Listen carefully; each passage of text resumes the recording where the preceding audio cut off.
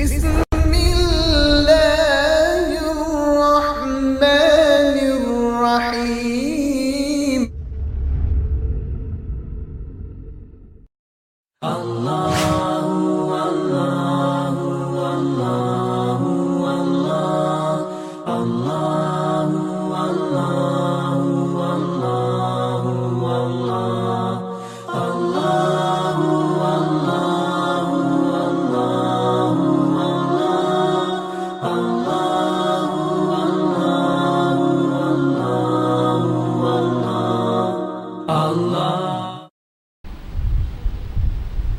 نحمده ونصلي على رسوله نور الأولين والآخرين وعلى آله الطيبين الطاهرين وأصحابه الراشدين المهديين. أعوذ بالله من الشيطان الرجيم. بسم الله الرحمن الرحيم. إن الذين سبقت لهم منا الحسنى أولئك عنها مبعدون لا يسمعون حسيسها وهم فيما اشتهت أنفسهم خالدون لا يحزنهم الفزع الأكبر وتتلقاهم الملائكة هذا يومكم الذي كنتم توعدون. صدق اللہ مولانا العظیم. جمیع حاضرین مکرم، قابل قدر بزرگوں، جملہ سامعین محترم، قرآن مجید کے جن مقدس نورانی کلمات کی تلاوت کا شرف بھی حاصل ہوا، یہ سورۃ الانبیاء کے نورانی اور مقدس کلمات ہیں. آج کا ہمارا یہاں حاضر ہونا، سننا، کہنا، یہ ایک مخصوص پرعزم، پرعظمت، فضیلت، مآب، تقدس اور عزت و شرف سے مملو شخصیت حضرت خلیفہ صوبم امیر المؤمنین سیدنا عثمان بن عفان رضی اللہ تعالی عنہ کے مبارک تذکرے اور ان کی زندگی کے خصوصی گوشوں کے سلسلے میں یہاں ہم موجود ہیں. تو حضرت امیر المؤمنین سیدنا عثمان غنی رضی اللہ تعالی عنہ کی زندگی پاک، پھر ان کے پاکیزہ خصال، پھر ان کے کمالات و صفات کے تذکرے کے لیے قرآن مجید کے یہ کلمات تلاوت کر دیے گئے، جن کا سیدھا سا مفہوم یہ ہے کہ اللہ رب العزت فرما رہا ہے، بے شک وہ لوگ جن کے لیے ہماری طرف سے سعادت، خوش قسمتی، پھر اچھائی، جنت کا فیصلہ ہوا ہے، وہ ایسے لوگ ہیں کہ جو جہنم سے دور رکھے جائیں گے. پھر ایسے دور رکھے جائیں گے کہ ان کو جہنم اور دوزخ کی سرسراہٹ اور اس کا شور بھی سنائی نہیں دے گا. وہ نہیں سن سکیں گے جہنم اور دوزخ کی سرسراہٹ کو، اور وہ اپنے من کی خواہشات میں ہمیشہ رہیں گے. پھر وہ ایسے شخصیات ہیں جن کو بڑی گھبراہٹ غم میں نہیں ڈالے گی. پھر وہ ایسے شخصیات ہیں کہ جن کی ملاقات کے لیے فرشتے آسمان سے اتریں گے، جن کی زیارت کے لیے فرشتے آئیں گے. پھر یہ کہتے بھی آئیں گے کہ یہ وہ دن ہے، قیامت کا دن، کہ جس دن کے بارے میں تم سے وعدہ کیا جاتا تھا. قرآن مجید کے یہ الفاظ عمومی طور پر ہر نیک بندے کے سلسلے میں ہے کہ جتنے ایسے بندے ہیں جو اللہ اور اس کے رسول کی رضا کے لیے دنیا کے اندر بھلائیاں اور نیکیاں اختیار کرتے ہیں اور زندگی گزارتے ہیں، تو یہ وہ بندے ہوتے ہیں جن کے لیے اللہ رب العزت سعادت کا بھی فیصلہ فرماتا ہے، جنت کا بھی فیصلہ فرماتا ہے، پھر جنت کی بشارت دینے کا بھی وعدہ کرتا ہے، پھر ان کو دوزخ کے ایندھن سے اتنی دور رکھتا ہے کہ ان کے کانوں میں جہنم کی آواز تک نہیں پہنچ سکتی، بھاپ تو دور کی بات ہے۔ لا یسمعون حسیسها، یہ جہنم اور دوزخ کی آواز بھی نہیں سن سکیں گے، دور رکھے جائیں گے۔ حالانکہ یہ بات قابل غور ہے کہ جب کوئی آدمی پروردگار عالم کے لطف و کرم سے جنت میں جانا ہے، میدان قیامت سے جنت میں پہنچنے کے درمیان میں جو پل ہے جس کو پل صراط کہا جاتا ہے، وہ پل دوزخ پہ ہے۔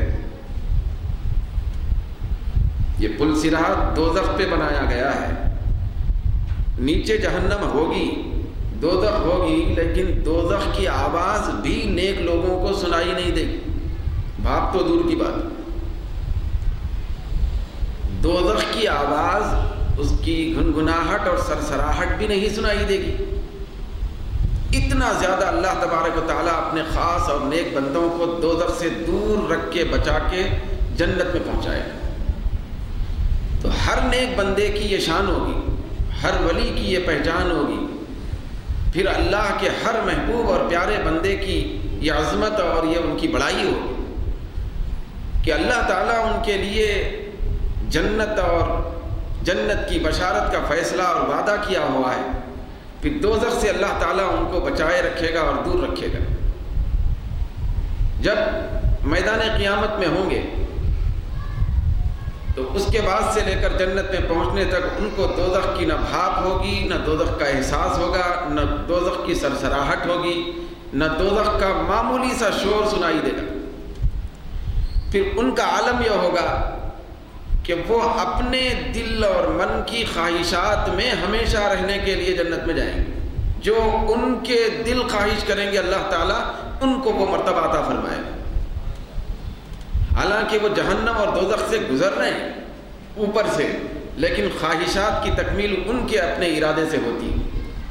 پھر یہ جو قیامت کا میدان ہوگا، قیامت کی گھبراہٹ ہوگی، جس کو فزع اکبر کہا گیا قرآن میں، لا يحزنهم الفزع الاکبر، یہ وہ مقدس ترین شخصیات ہوں گے کہ جن کو قیامت اور بڑی گھبراہٹ کا ذرہ برابر بھی غم نہیں ہوگا، نہ رنج ہوگا، نہ غم، نہ خوف۔ پھر ان کی شان کا عالم یہ ہوگا جب یہ انتقال کریں گے تو انتقال کرتے وقت بھی، میں پورے احادیث کا خلاصہ میں عرض کر رہا ہوں، کئی کتابوں میں، حدیث کی بڑی بڑی کتابوں میں یہ سب تصورات پیش کیے گئے۔ جب اللہ کے نیک بندے انتقال کریں گے اس وقت بھی، جب اللہ کے نیک بندے قبر میں پہنچیں گے اس وقت بھی، جب اللہ کے نیک بندے قبر سے اٹھائے جائیں گے اس وقت بھی، جب میدان قیامت میں کھڑے ہوں گے اس وقت بھی، جب پل صراط پر سے گزر رہے ہوں گے اس وقت بھی، جب جنت میں پہنچیں گے اس وقت بھی، ہر لمحہ، ہر قدم پر، ہر مقام پر تتلقاہم الملائکہ، اللہ کے فرشتے ان کی زیارت اور ملاقات کے لیے پہنچتے رہیں گے۔ وہ بندے فرشتوں کو دیکھنے نہیں جائیں گے، فرشتے ان کی زیارت اور ملاقات کے لیے ان کی بارگاہ میں حاضر ہوں۔ جب اللہ کا نیک بندہ انتقال کرنے لگتا ہے، شہید ہوتا ہے یا انتقال کرتا ہے، اللہ کو پیارا ہوتا ہے، تو اللہ کے فرشتوں کی جماعت اترتی ہے، وہ اتر کے اس سے ملاقات کرتی ہے کہ اب ہمارے ملائے اعلیٰ میں آپ تشریف لا رہے ہیں، مبارک۔ جب قبر میں پہنچتا ہے تو وہاں پہ بھی استقبال کیا جاتا ہے، فرشتے حاضر ہو کر عرض کرتے ہیں کہ ہم تمہاری زیارت اور ملاقات کے لیے آئے ہیں۔ نئے نئے ماحول میں بندہ پہنچتے رہتا ہے، لیکن نئے نئے ماحول میں اللہ تبارک و تعالیٰ کے فرشتے اتر کر اس بندے کو تسلی دیتے رہتے ہیں۔ یہ کیفیت اللہ کے نیک بندوں کی ہوں گی، بالعموم پورے بندوں کی، نیک بندوں کی۔ لیکن ایک خاص بات اس آیت کے متعلق اور ان کلمات کے متعلق میں عرض کرنا چاہتا ہوں موضوع کی مناسبت سے، وہ یہ ہے دلیل بھی یہ کسی اور کی نہیں، کسی علامہ یا مفسر کی نہیں، دلیل حضرت مولا علی رضی اللہ تعالیٰ عنہ کی۔ یہ جو کلمات اور یہ مفہوم میں آپ کے سامنے ابھی عرض کیا ہوں کہ اللہ کے نیک بندوں کی ایسی شان ہوتی ہے کہ دوزخ سے بچائے جاتے ہیں، دوزخ سے دور رکھتے ہیں، سرسراہٹ بھی نہیں سنائی دیتی، جہنم ان کے لیے، پھر وہ جنت کا ان کے لیے فیصلہ اور وعدہ کیا جاتا ہے، فرشتے اترتے ہیں، ملاقات کرتے ہیں، زیارت کرتے ہیں، پھر گھبراہٹ ذرہ برابر ان کے اندر نہیں پائی جاتی، وہ اپنی من کی خواہشات کے مطابق وہ آگے کی ہر منزل گزارتے ہیں۔ یہ جو شان ہے یہ شان عام بندوں کی، مومن بندوں کی بھی ہے، ہر مومن بندے کی بھی ہے جو اللہ کا نیک بندہ ہے، لیکن حضرت مولا علی رضی اللہ تعالیٰ عنہ فرماتے ہیں کہ یہ قرآن مجید کے یہ کلمات خاص طور پر حضرت سیدنا عثمان غنی رضی اللہ تعالیٰ عنہ کے بارے میں نازل ہوئی۔ حضرت سیدنا عثمان غنی رضی اللہ تعالیٰ عنہ کی صفات، ان کا مقام، ان کا مرتبہ، ان کی عظمت، ان کی عزت، ان کی شان بیان کرتے ہوئے اللہ رب العزت قرآن مجید کے الفاظ نازل فرمایا۔ حضرت سیدنا عثمان غنی رضی اللہ تعالیٰ عنہ کی شان اور مرتبے کا عالم یہ ہے کہ اللہ رب العزت ان کے بارے میں فرماتا ہے، کئی اور مقامات پہ بھی آیا قرآن میں، اور کئی مقامات پر حضرت عثمان غنی رضی اللہ تعالیٰ عنہ کی شانیں بیان کی گئی۔ قرآن مجید کے کسی مقام پر اللہ رب العزت نے حضرت عثمان غنی رضی اللہ تعالیٰ عنہ کے سجدے اور قیام کا ذکر فرمایا، تعریف کیا۔ حضرت عثمان غنی رضی اللہ تعالیٰ عنہ کے خوف الہی اور خشیت الہی کا بھی ذکر فرمایا۔ حضرت عثمان غنی رضی اللہ تعالیٰ عنہ کی سخاوت کا بھی ذکر فرمایا قرآن میں۔ پھر حضرت عثمان غنی رضی اللہ تعالیٰ عنہ کی اللہ کی رحمت سے امیدواری کا بھی ذکر فرمایا۔ کئی مقامات پر حضرت عثمان غنی رضی اللہ تعالیٰ عنہ کی شان، صفات، خصائل، کمالات قرآن میں بیان ہوئے، رب العالمین نے نازل فرمایا قرآن میں۔ لیکن اس مقام پر اللہ رب العزت آپ کی جو شانیں بیان فرما رہا ہے وہ شانیں یہ ہیں کہ اللہ رب العزت فرماتا ہے ان الذین سبقت لہم من الحسنی، میرا بندہ عثمان یہ ایسی عظیم شان کا حامل ہے کہ میں نے بہت پہلے عالم ازل میں ہی اس کے لیے جنت کا فیصلہ کر دیا ہے۔ حضرت عثمان غنی رضی اللہ تعالیٰ عنہ کی شان ہے، پہلے سے ہی اللہ رب العزت نے فیصلہ فرما دیا کہ عثمان کے لیے جنت ہوگی، سعادت ہوگی۔ حسنہ سے مراد جنت بھی ہے، سعادت بھی ہے، بھئی اللہ رب العزت کی محبت بھی ہے۔ یہ ساری چیزیں اللہ رب العزت نے حضرت عثمان غنی رضی اللہ تعالیٰ عنہ کے لیے پہلے سے ہی طے فرمایا۔ پھر حضرت عثمان غنی رضی اللہ تعالیٰ عنہ کے لیے خاص طور پر اللہ رب العزت نے یہ مقام بھی عطا فرمایا کہ وہ جہنم اور دوزخ کی آواز بھی نہیں سنیں گے، نہ آنچ کی آواز، نہ دوزخ کے پکار کی آواز۔ دوزخ پکارتی ہوگی، آواز نکالتی ہوگی، دوزخ حل من مزید، مولا ابھی بھر دے مجھے، پھر اور لوگوں کی گنجائش ہے میرے اندر۔ تو دوزخ آواز نکالتے ہوگی، خوف زدہ لوگوں کو کرتی ہوگی، مگر حضرت عثمان غنی رضی اللہ تعالیٰ عنہ کا مقام یہ ہے کہ حضرت عثمان غنی رضی اللہ تعالیٰ عنہ کے بارے میں آیا کہ حضرت سیدنا عثمان غنی رضی اللہ تعالیٰ عنہ کے لیے رب العالمین کے حکم سے میدان قیامت میں پل صراط پر بھئی اللہ تعالیٰ کے فرشتے اس کے حکم سے خاص حضرت عثمان غنی رضی اللہ تعالیٰ عنہ کے لیے پل صراط پر سجا کے ایک ممبر رکھے۔ ہر ایک کا ایک اعزاز ہوتا ہے، بھئی ایک مقام ہوتا ہے، اللہ تعالیٰ جس کو چاہتا ہے جیسا مقام عطا فرماتا ہے۔ پل صراط پر ایک مقام رکھیں گے، ایک ممبر رکھا جائے گا صرف حضرت عثمان غنی رضی اللہ تعالیٰ عنہ کے لیے۔ پھر اللہ کا حکم ہوگا کہ میرے بندے عثمان کے لیے اے فرشتوں جنت میں جاؤ، اس کے جنت میں پہنچنے سے پہلے جو 2 نورانی جبے لے کے آ کے اس کو پہنا، نورانی چمکدار جنتی جبے لائے جائیں گے، پھر اللہ کے حکم سے فرشتے ان کو پہنائیں گے۔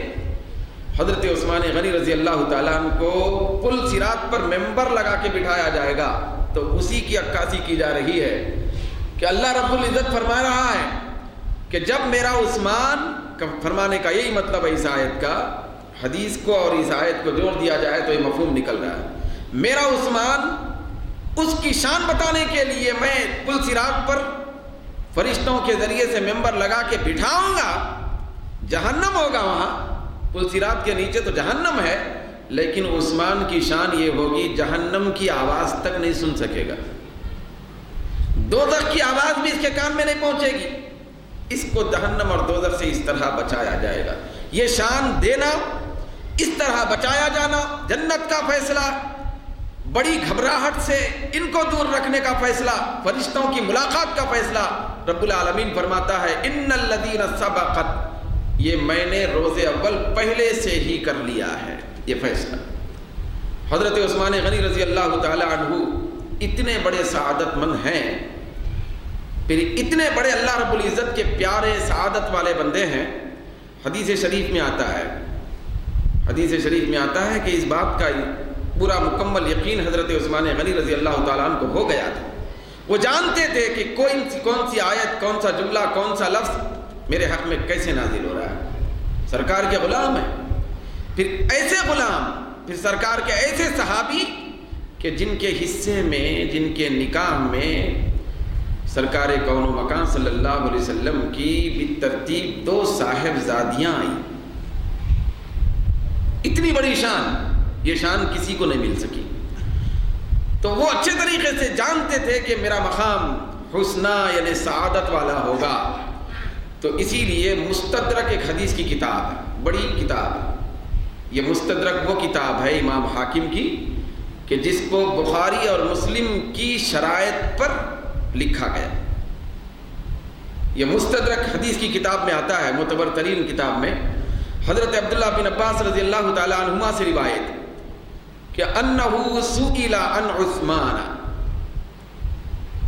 حضرت عبداللہ بن عباس رضی اللہ تعالی عنہما جیسے جلیل القدر صحابی سے پوچھا گیا حضرت عثمان غنی رضی اللہ تعالیٰ عنہ کے بارے میں۔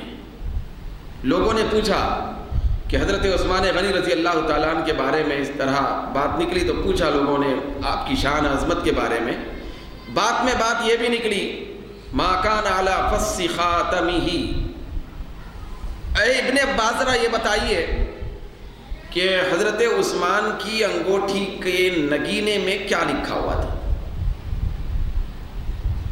وہ جو خلافت کی بھی انگوٹھی ہوتی تھی مہر کی، ان کی انگوٹھی کے نگینے میں کیا تھا؟ آپ بیان فرمائیں۔ لوگ صحابی رسول سے پوچھ رہے حضرت عثمان غنی رضی اللہ تعالیٰ عنہ کی انگوٹھی کے نگینے کے بارے میں۔ قال، حضرت ابن عباس نے فرمایا لقد کان علی فص خاتمہ من صدق نیتہ، یقیناً ان کی انگوٹھی کے نگینے میں، ان کی انگوٹھی کے اوپر، ان کے دل کی سچائی کی بنیاد پر انہوں نے بڑے اخلاص سے یہ لکھ کے رکھا تھا انگوٹھی کے نگینے میں۔ کیا؟ انہوں نے یہ جملہ لکھا تھا اس میں کہ اللہم احینی سعیدا و امیتنی شہیدا۔ حضرت عثمان غنی رضی اللہ تعالیٰ نے اپنی انگوٹھی میں نگینہ ہی ایسا بنائے تھے لکھا کر یہ جملہ، یہ دعائیہ جملہ کہ اے اللہ تو مجھ کو سعادت والا زندہ رکھ، سعادت والا بنا کر زندہ رکھ، اور مجھے شہادت کی موت عطا فرما۔ حضرت عثمان غنی رضی اللہ تعالیٰ عنہ کی سعادت مندی، حسنہ، ان الذین سبقت لہم من الحسنہ، اللہ کی طرف سے سعادت مل گئی تھی، پہلے سے طے تھا، اس کو جانتے تھے، اس لیے انہوں نے انگوٹھی کا نگینہ ہی ایسا بنا لیا تھا جس میں سعادت کا ذکر تھا کہ اے اللہ مجھے سعادت والا زندہ رکھ، پھر مجھے موت شہادت کی عطا فرما۔ حضرت ابن عباس رضی اللہ تعالیٰ عنہما یہ بیان کر کے لوگوں کے سامنے پھر فرماتے ہیں فواللہ، خدا کی قسم، لقد عاش سعیدا ومات شہیدا۔ حضرت عثمان غنی رضی اللہ تعالیٰ عنہ نے جو جملہ لکھا تھا ہو بہو بھائی اللہ کی عزت کی قسم ویسے ہی ہوا، یقیناً انہوں نے ساری زندگی سعادت کے ساتھ گزاری اور موت شہادت میں ہوئی، ان کی آرزو تھی کہ شہادت میں موت، شہید ہو گئے۔ حضرت عثمان غنی رضی اللہ تعالیٰ عنہ کے بارے میں پہلے سے طے تھا یہ روز ازل سے، جس کی خبر سرکار دو عالم صلی اللہ علیہ وسلم نے بارہا حضرت عثمان غنی رضی اللہ تعالیٰ عنہ کو دی کہ اے میرے عثمان، تم کو شہید کر دیا جائے گا، تم کو مظلوم حالت میں مارا جائے گا، تم کو زخمی کر دیا جائے گا، بلا وجہ بلا سبب تم کو شہید کیا جائے گا۔ پھر سرکار نے تلقین فرمائی کئی مرحلوں پر کہ اے عثمان، اس وقت جب تمہارے لیے ایسا وقت آ جائے کہ تمہارے اوپر ہر طرف سے ظلم ہوگا، پھر شہید کیے جانے کا وقت آئے گا، تو اس وقت تک بھی، شہادت تک بھی تم صبر کرتے رہنا، صابر بن کے رہنا، صابر بن کے رہنا۔ جس طرح سرکار دو عالم صلی اللہ علیہ وسلم نے اپنے لاڈلے پیارے نواسے حضرت امام حسین رضی اللہ تعالیٰ عنہ کے بارے میں بارہا شہادت کی خوشخبری سنائی تھی کہ میرا یہ نواسا شہید ہونے والا ہے، اسی طرح حضرت عثمان غنی رضی اللہ تعالیٰ عنہ کے بارے میں بھی بارہا سرکار نے بشارت سنائی کہ میرا عثمان شہید ہونے والا ہے۔ حتیٰ کہ حدیث میں آتا ہے، سرکار دو عالم صلی اللہ علیہ وسلم سے روایت کرتے ہیں راوی کہ ایک موقع پر، ایک مرتبہ سرکار، پھر حضرت صدیق اکبر، حضرت فاروق اعظم، حضرت عثمان غنی، یہ چار ہستیاں بھائی جبل احد پہ تشریف لائی، بھائی احد پہاڑ پر تشریف لائے۔ سرکار کے ساتھ یہ تین صحابہ تھے۔ جب احد پہاڑ پر تشریف لائے تو احد پہاڑ ان ہستیوں کے آنے اور ان کے قدم پڑنے پر احد پہاڑ الفت، محبت اور دیوانگی میں، جوش اور جذبے میں حرکت کرنے لگا۔ حدیث میں آتا، ہلنے لگا۔ سرکار دو عالم صلی اللہ علیہ وسلم نے فرمایا کہ اثبت، اے احد رک جا، حرکت مت کر۔ کیوں؟ اس لیے کہ یاد رکھ تیرے اوپر ایک نبی ہے، پھر ایک صدیق ہے، دو شہید ہیں۔ تیرے اوپر ایک نبی، ایک صدیق اور دو شہید کھڑے ہیں۔ تو احد پہاڑ تھم گیا۔ اس وقت سے پہلے سے ہی یہ اطلاع تھی اور یہ بتایا جاتا تھا کہ میرے عثمان شہید کیے جانے والے ہیں۔ صدیق تو حضرت ابو بکر ہیں، دو شہید سے مراد ایک حضرت فاروق اعظم، ایک عثمان غنی رضی اللہ تعالیٰ عنہ۔ کئی مرحلوں پر حضور نے ان کو شہادت کی خوشخبری سنائی، شہادت کے بارے میں بتاتے گئے، اور ایک مرحلے پر سرکار دو عالم صلی اللہ علیہ وسلم ایک باغ میں تشریف لے گئے۔ روایت میں آتا ہے کہ باغ میں جانے کے بعد آپ اپنے خادم اور صحابی کو باہر کھڑا کیا، اندر تشریف لے گئے۔ جب اندر تشریف لے گئے تو اندر تشریف لے جانے کے بعد وہاں ایک چبوترے کی شکل میں اونچے حصے کی ایک عمارت بنی ہوئی تھی۔ سرکار دو عالم صلی اللہ علیہ وسلم اندر تشریف لے گئے اور اس پر بیٹھے، تشریف فرما ہوئے، اور اپنے دونوں پیر اقدس لٹکا دیے، چھوڑ کے بیٹھے اس کو۔ اس کے بعد باغ کے دروازے پر کسی نے دستک دی۔ جیسے ہی کسی نے دستک دی، خادم نے عرض کیا سرکار کوئی باہر آئے، ان کو اندر آنے کی اجازت دی جائے؟ سرکار نے فرمایا ہاں ان کو اجازت دی جائے، مگر وہ آنے سے پہلے ان کو دروازہ کھولتے وقت جنت کی خوشخبری بھی سنا دی جائے۔ جب جا کے خادم دروازہ کھولتا ہے تو حضرت صدیق اکبر تشریف لائے۔ حسب نصیحت خادم نے جنت کی بشارت سنا دی۔ حضرت صدیق اکبر تشریف لائے، سرکار سے ملے، ملاقات ہوئی۔ پھر اس کے بعد سرکار کی معیت میں انہوں نے بھی سرکار کی سنت ادا کرتے ہوئے اپنے دونوں پیر اقدس چھوڑ کر وہاں اس فصیل پر تشریف فرما ہوئی۔ تھوڑی دیر کے بعد اور ایک شخص دستک دیتا ہے۔ خادم عرض کرتا ہے سرکار کسی اور شخصیت کی یہاں تشریف آوری ہوئی ہے، کیا دروازہ کھولا جائے، اجازت دی جائے؟ سرکار نے فرمایا ہاں اجازت دی جائے اور ان کو بھی جنت کی خوشخبری سنائی جائے۔ جب خادم دروازہ کھولتا ہے تو حضرت فاروق اعظم، جنت کی خوشخبری سنائی گئی۔ فاروق اعظم تشریف لائے، حضور اور صدیق اکبر کے ساتھ معیت میں اسی انداز سے وہ بھی تشریف فرما ہو گئے، پیر چھوڑ کر اس فصیل پہ بیٹھ کر پیر چھوڑے۔ پھر کوئی شخص آتا ہے، دستک دیتا ہے، تو خادم عرض کرتا ہے سرکار کوئی اور شخصیت یہاں نمودار ہوئی ہے کیا، اجازت دی جائے؟ سرکار نے فرمایا ہاں اجازت دو، دروازہ کھولو، پھر ان کو بھی جنت کی خوشخبری سناؤ، مگر جنت کی خوشخبری کے ساتھ مصیبت کی خوشخبری بھی سناؤ، مصیبت کی خوشخبری بھی سناؤ۔ خادم جا کے دروازہ جب کھولتا ہے تو حضرت سیدنا عثمان غنی رضی اللہ تعالیٰ عنہ کی ذات، سرکار نے پہلے دونوں ہستیوں کو صرف جنت کی خوشخبری سنائی، مگر حضرت عثمان غنی رضی اللہ تعالیٰ عنہ کو مصیبت کی خوشخبری بھی سنائی۔ تو یہ بات یاد رکھیں کہ جنت بھی بشارت اور خوشخبری کی چیز ہے، راحت ہونے کی وجہ سے، پھر مرد مومن کے لیے مصیبت بھی بشارت اور خوشخبری کی چیز ہے، کیونکہ مومن پر جتنی مصیبت آتی ہے اس کی اتنی ترقی ہوتی ہے، مصیبت بھی خوشخبری ہوتی ہے۔ تو خادم جا کے حضرت عثمان غنی رضی اللہ تعالیٰ عنہ کو مصیبت کی خوشخبری بھی سنا دیتا ہے۔ تو اس طرح کئی مرحلوں پر سرکار دو عالم صلی اللہ علیہ وسلم نے اس بلوا مصیبت کی خوشخبری سنائی حضرت عثمان غنی رضی اللہ تعالیٰ عنہ کے لیے، پہلے سے ہی ان کو آگاہ فرمایا کہ اے عثمان تمہاری شہادت ہوگی، ظلم ہوگا تم پر، تمہاری رعایا تم پہ ظلم کرے گی، تمہارا جن لوگوں پر احسان ہے، جن لوگوں نے تمہارے خریدے ہوئے کنویں کا پانی پیا ہے، جن لوگوں نے تمہاری سخاوت اور دولت سے فائدہ اٹھایا ہے، وہ لوگ ہی تم پر گھیر کر حملہ کریں گے اور زیادتی کریں گے۔ سرکار نے ہر مرحلے ہر قدم پر نصیحت فرمائی کہ تم اس وقت صبر کرنا۔ حضرت عثمان غنی رضی اللہ تعالیٰ عنہ کے لیے تو یہ تلقین فرمائی کہ اس وقت صبر کرنا، کبھی بھی صبر کا دامن ہاتھ سے نہ چھوڑنا۔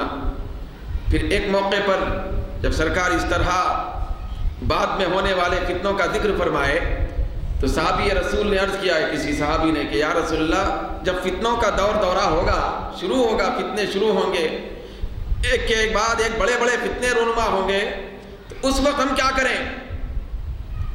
فتنوں کا تو آپ ذکر فرما رہے ہیں کہ اتنے لگاتار فتنوں کا سلسلہ چلے گا، پھر قیامت تک فتنوں کا دروازہ بننے ہوگا، پھر وہ فتنے بھی عنقریب جاری ہوں گے، میرے بعد عنقریب جاری ہوں گے، زیادہ عرصہ بھی نہیں ہوگا۔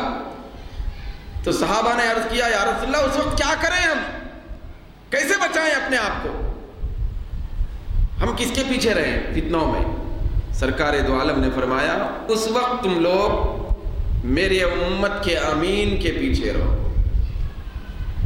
میری امت کے امین امانت دار شخص کے پیچھے رہو، دیانت دار شخص کے پیچھے رہو، پھر اس امانت دار کے ساتھیوں کے پیچھے چلو تو تم راہ ہدایت پہ قائم رہو گے۔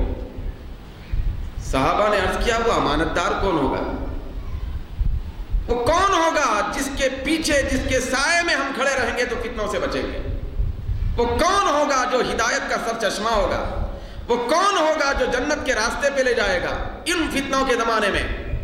تو سرکار خاموش ہیں۔ اتنے میں ایک شخصیت راستہ چلتے ہوئے سر کو ڈھانکے ہوئے، چہرہ ڈھانکے ہوئے چادر سے گزرنے لگی شخصیت۔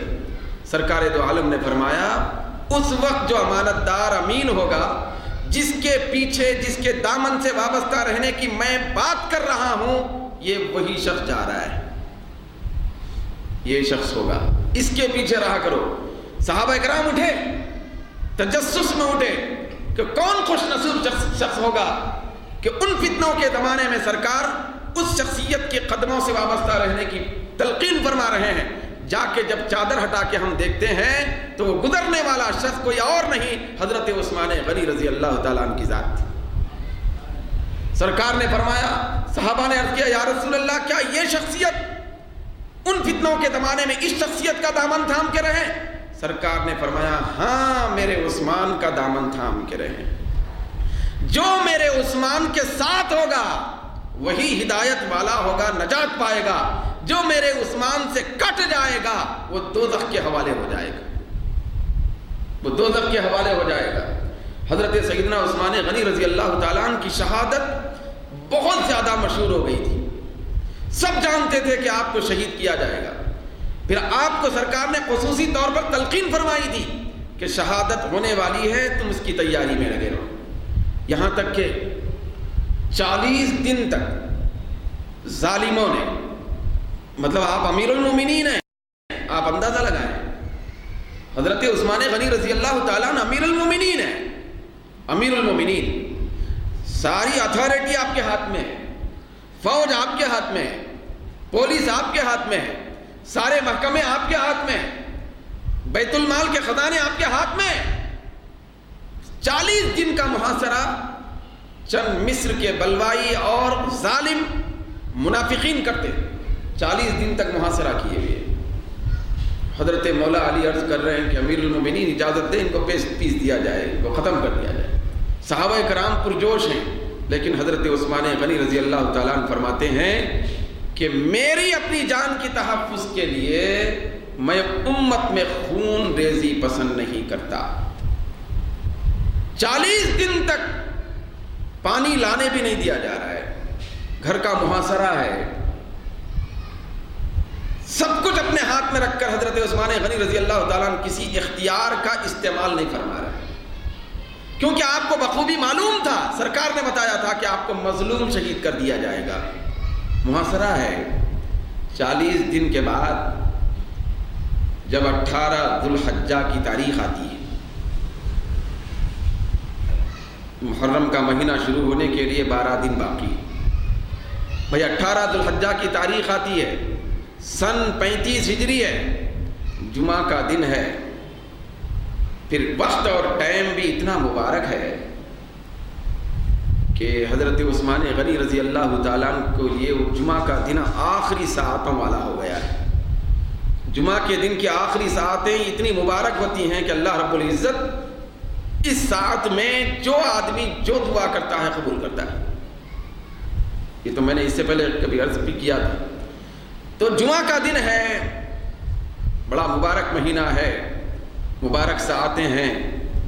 بھئی ایسے لمحات میں حضرت عثمان غنی رضی اللہ تعالیٰ عنہ سورہ بقرہ کی تلاوت فرما رہے ہیں. قرآن مجید کی تلاوت وہ شخصیت کر رہی ہے جو شخصیت جامع القرآن ہے، قرآن کو اکٹھا طور پہ جمع کرنے والی شخصیت، قیامت تک کے لیے ایک مصحف اچھی ترتیب کے ساتھ امت کو دینے والی شخصیت، جامع القرآن جن کا لقب ہو گیا، جو کامل الحیاء والایمان ہے، جن کی حیا اور ایمان کی تعریف سرکار دو عالم نے اپنی زبان اقدس سے فرمائی. جب وہ لمحہ آ جاتا ہے تو وہ بلوائی، وہ مصری لوگ ظالم دیوار پھاند کر آپ کے گھر میں داخل ہوتے ہیں. تو حضرت عثمان غنی رضی اللہ تعالیٰ عنہ حالت روزہ میں، روزے کی حالت میں. پھر حضرت عثمان غنی رضی اللہ تعالیٰ عنہ خود بیان فرماتے ہیں اس وقت، اس دن اپنے ساتھیوں سے، پھر گھر والوں سے حضرت عثمان غنی رضی اللہ تعالیٰ عنہ نے بیان فرمایا تھا. آپ تشریف فرما ہے، دن کے موقع پر اچانک آپ کے اوپر اونگ طاری ہو گئی. اونگ جب اونگ طاری ہو گئی، ڈھلکا لگا، کچھ دیر اس کے بعد جب بیدار ہوئے تو اچانک آپ نے خبر دی کہ ابھی جب مجھے نیند لگی تھی تو عالم خواب میں سرکار دو عالم صلی اللہ علیہ وسلم کی بارگاہ ہے، پھر حضرت صدیق اکبر اور فاروق اعظم ہے. سرکار ارشاد فرما رہے ہیں کہ عثمان، تو نے آج سحری مدینے میں کی ہے، لیکن افطار میرے پاس آ کے کرنا ہے. عین افطار کا وقت ہے، قبولیت کے لمحات ہیں، دعا کی قبولیت کے. جمعہ کا دن ہے، حالت روزہ میں ہے حضرت عثمان غنی رضی اللہ تعالیٰ عنہ. بلوائی اترے اور ظلم اور بربریت ڈھاتے ہوئے قرآن مجید کی عین تلاوت کے وقت، جس وقت آپ سورۃ البقرہ پہلے پارے کی آخری آیتیں تلاوت فرما رہے تھے تو آپ کو وار کر کے شہید کر دیا گیا. جب آپ کو شہید کیا گیا تو خون کے خطرے جس آیت مبارکہ پہ پڑے تو وہ آیت تھی فَسَيَكْفِيكَهُمُ اللَّهُ وَهُوَ السَّمِيعُ الْعَلِيمُ. ایسے لوگوں کے لیے صرف اللہ کافی ہوگا، اللہ سن بھی رہا ہے اور جانتا ہے کیا کیا جا رہا ہے. حضرت عثمان غنی رضی اللہ تعالیٰ عنہ کی شہادت عمل میں آئی.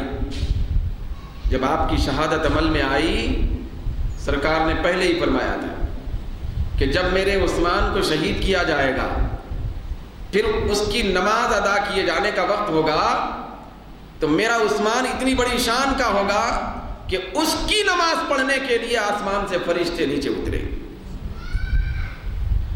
فرشتے آئیں گے۔ تو فرشتوں کی جھرمٹ میں حضرت عثمان غنی رضی اللہ تعالیٰ عنہ کا مبارک جنازہ جا رہا تھا۔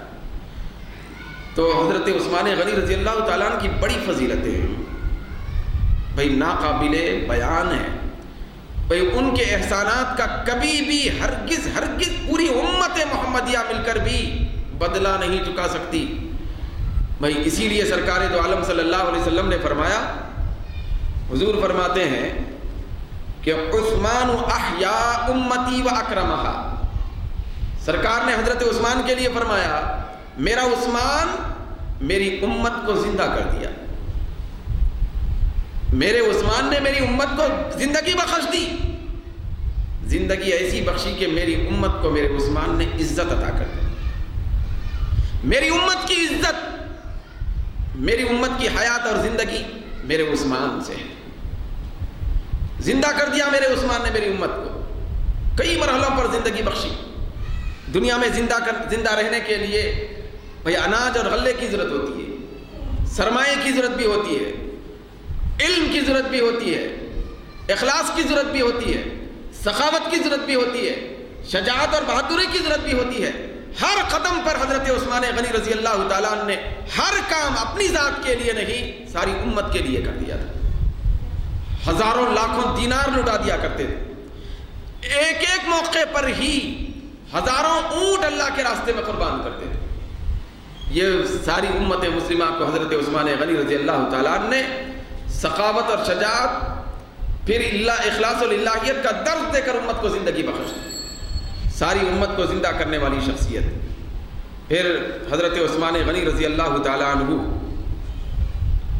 کو صحابہ کرام میں وہ عزت، پھر وہ مرتبہ، وہ عظمت دی جاتی تھی کہ ایک مرتبہ حضرت مولا علی رضی اللہ تعالیٰ عنہ ممبر پر رونق افروز ہو کر خطبہ ارشاد فرما رہے ہیں، لوگوں کا مجمع ہے، حضرت علی نے فرمایا کہ اے لوگو، کیا میں آج تمہارے سامنے سب سے زیادہ بہترین شخصیت کا ذکر نہ کروں؟ لوگوں میں سب سے زیادہ بہتر شخصیت کا ذکر نہ کروں، ان کا نام نہ لوں؟ لوگوں نے عرض کیا سرکار آپ سب سے زیادہ بہتر شخصیت کون ہے آپ بتائیں۔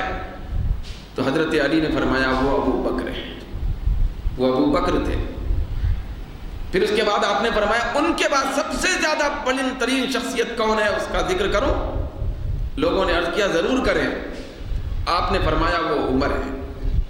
پھر اس کے بعد حضرت علی رضی اللہ تعالیٰ عنہ ممبر پہ کھڑے رہ کر پوچھنے لگے، ارشاد فرمانے لگے ان دونوں کے بعد سب سے زیادہ بہترین شخصیت کا ذکر کروں؟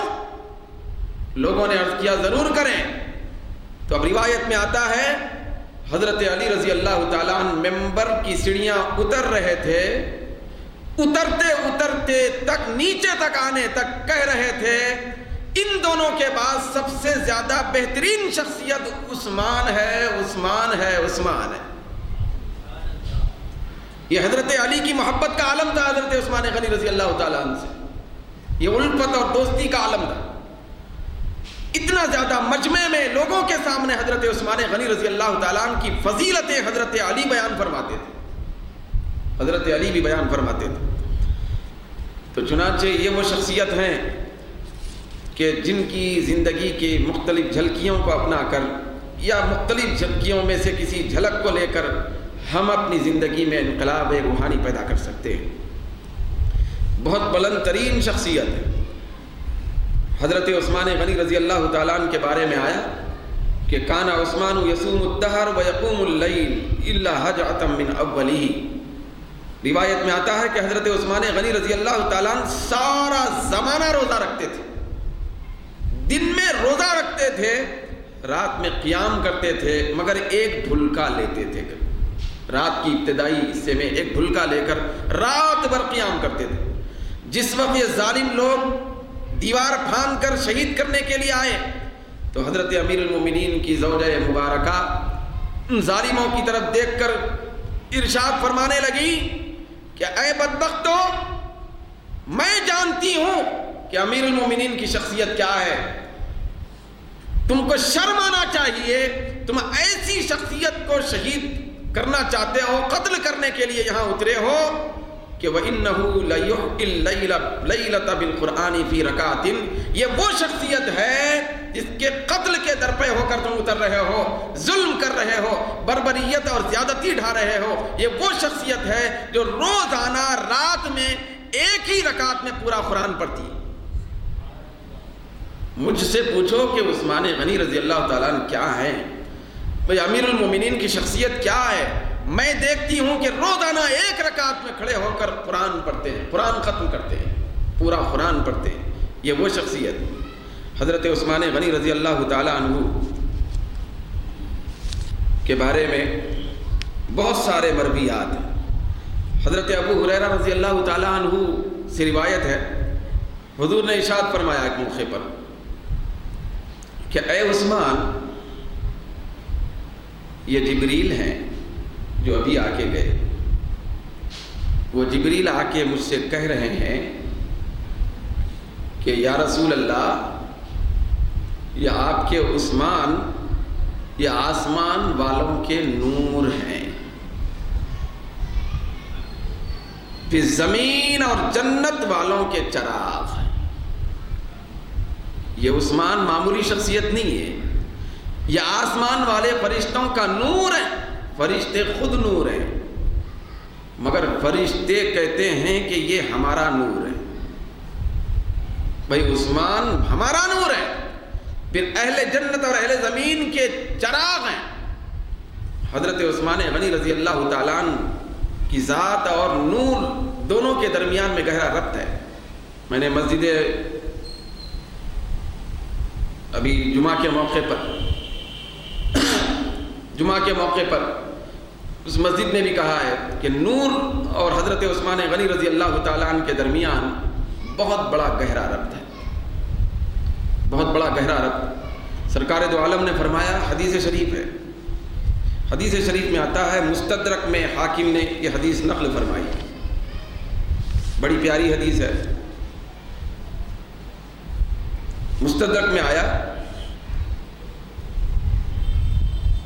کہ سرکار دو عالم صلی اللہ علیہ وسلم سے ایک شخص نے پوچھا، حضرت سہل بن سعد رضی اللہ تعالیٰ عنہ نے روایت فرمائی، مستدرک میں حدیث ہے، مستدرک جلد نمبر 5 صفحہ نمبر 1707۔ تو مستدرک میں حدیث آتی ہے، سرکار دو عالم صلی اللہ علیہ وسلم سے ایک شخص نے عرض کیا، یا رسول اللہ فی الجنت برق، یا رسول اللہ جنت میں چمک ہوگی، جنت میں چمک بھی ہوگی؟ قال، سرکار نے فرمایا، نام ہوگی، ہاں ہوگی۔ پھر اس کے بعد حضور نے ارشاد فرمایا، والذی نفسی بیدہ، بھئی اس ذات کی قسم جس کے قبضہ قدرت میں میری جان ہے۔ حضور فرماتے، ان عثمان لا يتحول من منزل الى منزل فتبرق له الجنہ، جنت میں چمک ہوگی، جنت کی چمک الگ ہوگی، مستقل پرسنل چمک، مگر ایک خاص چمک، برق بجلی کی طرح کوئی چمک ہوگی؟ سائل نے سوال کیا، سرکار نے فرمایا ہاں ہوگی، یہ اس وقت ہوگی جب میرا عثمان جنت کے ایک منزل سے دوسرے منزل میں جانے کے لیے گزرتا ہوگا۔ جب جب میرا عثمان جنت کے محلات میں اوپر نیچے جاتا آتا رہے گا، جب عثمان ایک منزل سے دوسرے منزل میں گزرے گا تو چمک ہوگی، ساری جنت میں چمک ہوگی۔ پھر اہل جنت جان لیں گے کہ حضرت عثمان غنی رضی اللہ تعالیٰ عنہ ایک منزل سے دوسری منزل میں تشریف لے جائے۔ یہ مقام حضرت عثمان غنی رضی اللہ تعالیٰ عنہ کا ہے، چمک ہے۔ تو حضرت عثمان غنی رضی اللہ تعالیٰ عنہ کے بارے میں حضرت عائشہ صدیقہ رضی اللہ تعالیٰ عنہ سے روایت ہے، حضرت عائشہ صدیقہ رضی اللہ تعالیٰ عنہ فرماتی ہیں کہ جب مسجد نبوی بنائی جانے لگی تو سب سے پہلا پتھر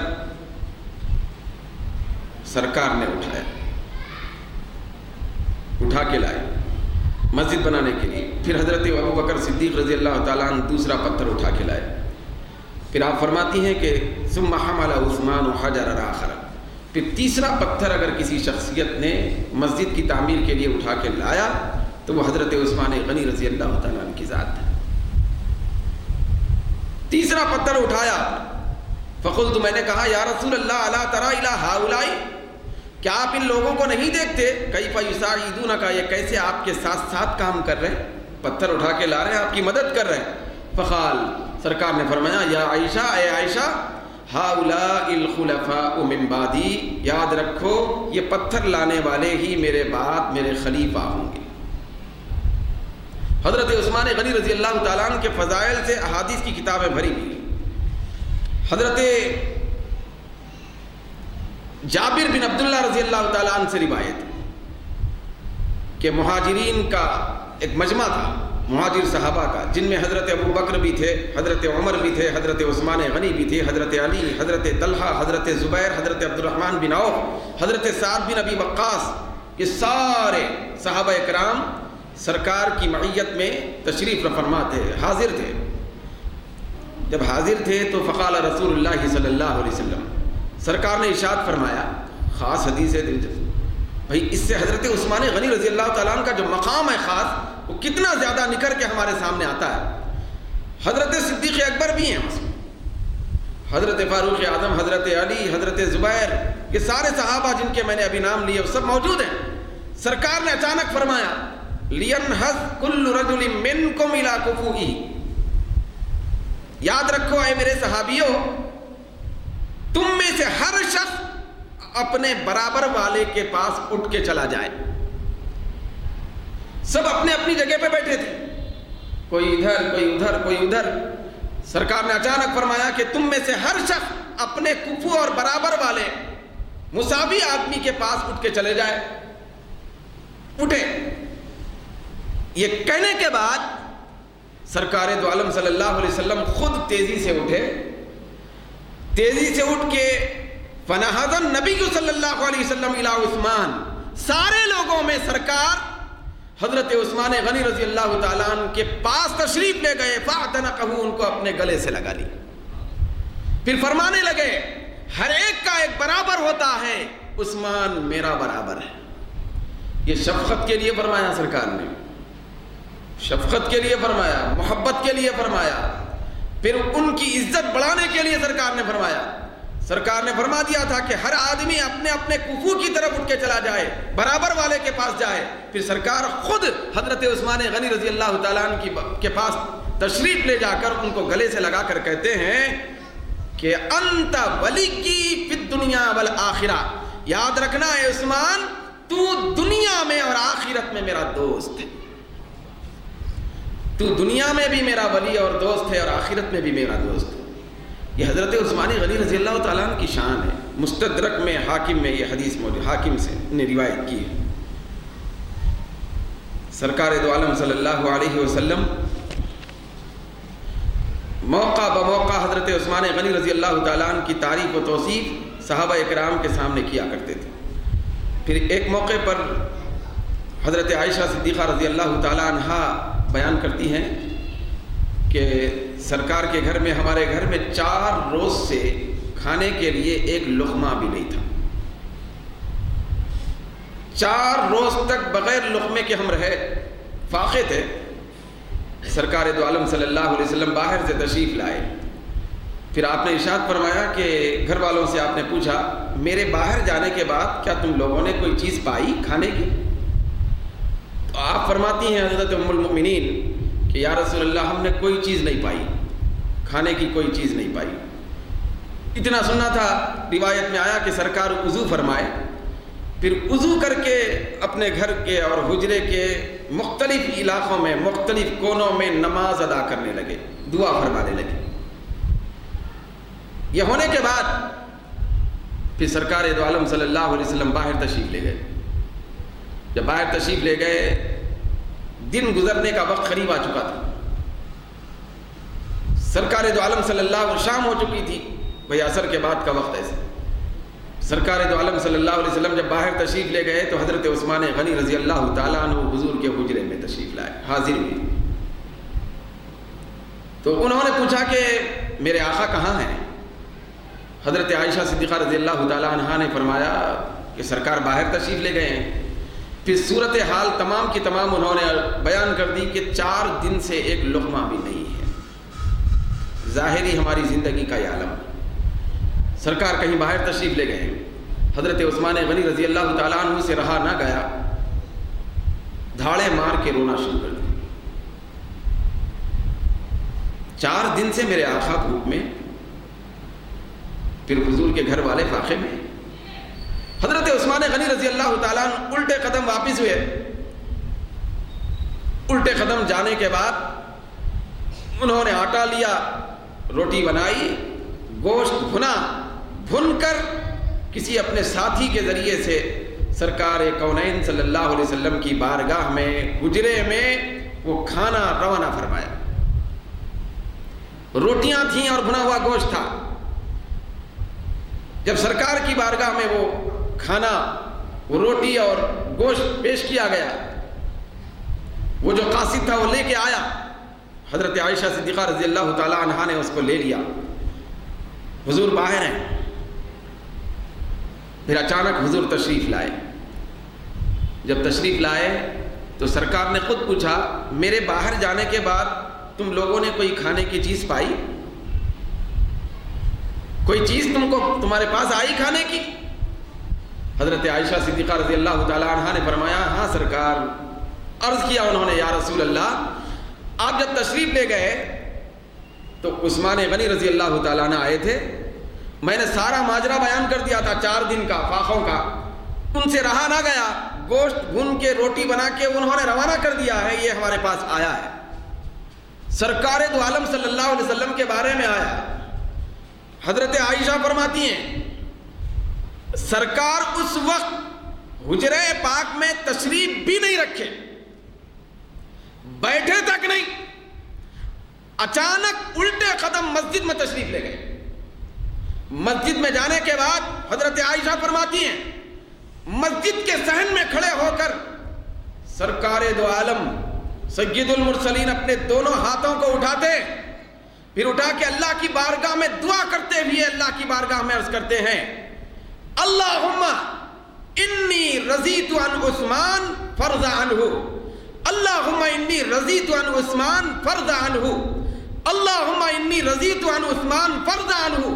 دعا کرتے جاتے ہیں لگاتار، اے اللہ میں عثمان سے راضی ہوں، تو بھی راضی ہو جا. میں عثمان سے خوش ہوں، تو بھی خوش ہو جا. میں عثمان کو چاہتا ہوں، تو بھی چاہنے لگ جا، اور تیری رضا بھی ہمیشہ اس کے ساتھ برقرار رکھ. جب یہ دعا فرما کے سرکار دو عالم صلی اللہ علیہ وسلم واپس تشریف لاتے، اتنی موانست اور موافقت اور محبت تھی حضرت عثمان غنی رضی اللہ تعالیٰ عنہ کی ذات کے ساتھ سرکار دو عالم کی. جب دعا فرماتے تو لگاتار حضرت عثمان غنی رضی اللہ تعالیٰ عنہ کے حق میں دعا فرماتے تھے. یہاں تک کہ حضرت ابو سعید خدری رضی اللہ تعالیٰ عنہ فرماتے ہیں، صحابی رسول، کہ ایک مرتبہ میں مسجد میں رات کے ابتدائی حصے میں گیا، مسجد نبوی میں گیا. میں کیا دیکھتا ہوں کہ آقا دو جہاں صلی اللہ علیہ وسلم حالت دعا میں ہے. جب میں قریب پہنچا تو زبان اقدس سے نکلنے والے کلمات کو میں سننے لگا. سرکار ابتدائی رات سے لے کر فجر کے طلوع ہونے تک مسلسل پوری رات عثمان غنی کے لیے دعا کرتے رہے. پوری رات صرف حضرت عثمان غنی کے حق میں دعا کرتے رہے. یہ محبت تھی بھئی، یہ الفت اور محبت تھی. یہ خالی نہیں تھی، وہ اس لیے بھی تھی کہ حضرت عثمان غنی رضی اللہ تعالیٰ عنہ نے اپنا مال بھی سرکار کے قدموں میں نچھاور کر دیا، جان بھی سرکار کے قدموں میں نچھاور کر دی، پھر اپنا سرمایہ لٹا دیا، اپنے اوقات لٹا دیے. بس اسی انتظار میں رہتے تھے کہ سرکار کے قدموں میں میری جان نکل جائے. حضرت عثمان غنی رضی اللہ تعالیٰ عنہ کا اتنا بڑا مقام کہ سرکار دو عالم رات بھر ان کے حق میں دعا کر رہے ہیں. آپ اندازہ لگائیے کہ ان کے مقدر کا عالم کیا ہوگا، کیا ہوگا. مگر ایسے مقدر والے، باعظمت، پرفضیلت شخص اور ذات کو ظالموں نے بے دردی سے قتل کیا، شہید کیا۔